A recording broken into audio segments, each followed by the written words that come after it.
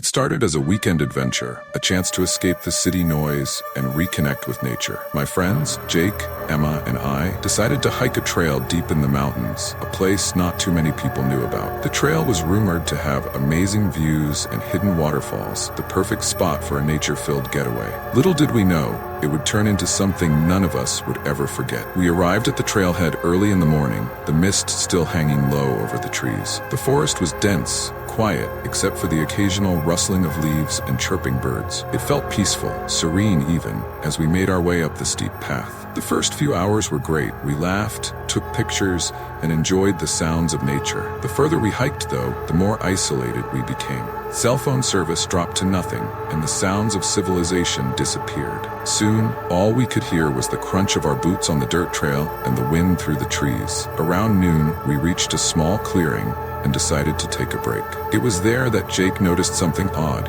a faint trail leading off from the main path.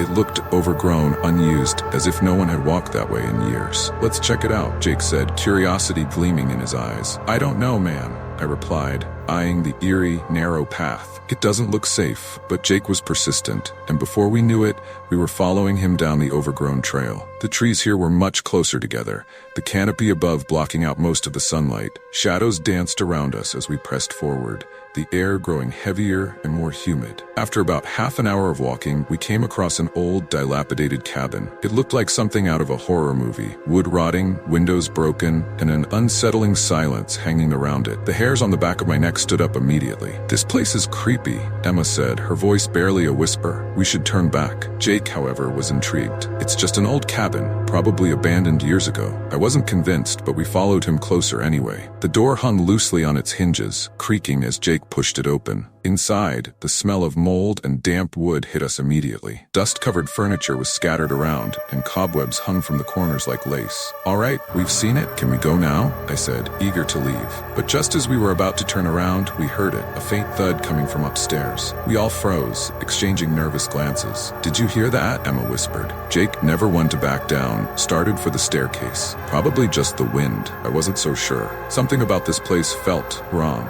Every instinct in my body screamed for me to leave, but I couldn't let Jake go alone. So reluctantly, I followed him up the creaky wooden stairs, with Emma close behind. The second floor was even worse. It was darker, colder, and smelled like decay. The air felt thick, almost oppressive.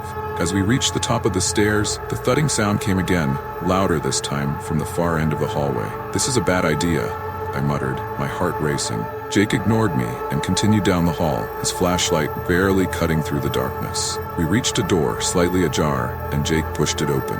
Inside was a small room, completely empty except for an old rocking chair in the corner, and it was moving, slowly, creaking back and forth as if someone had just been sitting in it. We stood there, frozen in place, staring at the chair. No one spoke. Then, without warning, the chair stopped. The room fell into complete silence. That's when I noticed something. On the floor, under the chair, was a set of muddy footprints. Fresh ones. "Let's get out of here," I said, my voice trembling. Jake finally nodded, his confidence shaken. We turned to leave, but as we stepped back into the hallway, the door slammed shut behind us. The sound echoed through the cabin, and the floor beneath us groaned, as if something heavy was moving below. Panic set in. We raced down the stairs, practically tripping over ourselves in the process. The front door was still open, but as we neared it, we saw them. More footprints, leading out of the door and into the woods. "Go, go, go," I shouted, shoving Jake and Emma ahead of me. We sprinted down the trail, the eerie silence now replaced by the sound of our frantic footsteps. It felt like we were being watched, chased even,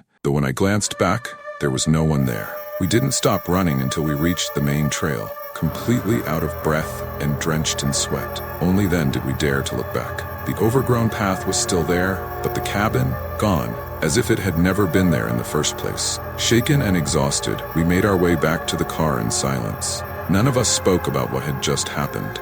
It was too bizarre, too terrifying to comprehend. When we finally reached the parking lot, the sun was beginning to set, casting long shadows across the ground. As we packed up and drove away, I couldn't shake the feeling that something had followed us. That night, I had nightmares, vivid, horrifying dreams of the cabin, of the rocking chair, and of the thing that had been watching us from the woods. I've never gone hiking since.